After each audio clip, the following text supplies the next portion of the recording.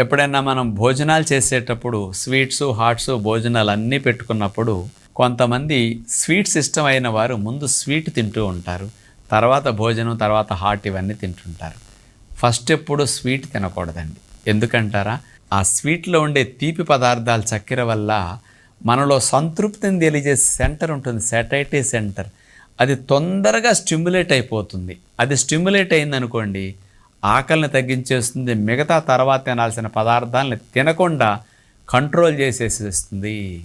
కాబట్టి ముందు ఎప్పుడు స్వీట్ తినకూడదు. ముందు చప్పగా ఉండేవి, కారంగా ఉన్నాయి, ఇలాంటివన్నీ హాట్ లాంటివి ఫస్ట్ తినొచ్చు. అంటే అట్లా వెగట కొట్టేవి ఆయిల్ పదార్థాలు కూడా ఫస్ట్ తినకుండా అవి లాస్ట్కి రావాలన్నమాట.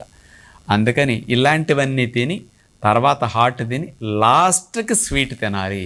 స్వీట్ తిన్నాక సంతృప్తి కలుగుతుంది. ఇక ఏమీ తినకుండా ఆపేయటానికి మనకు ఛాన్స్ కలిగిస్తుంది అన్నమాట.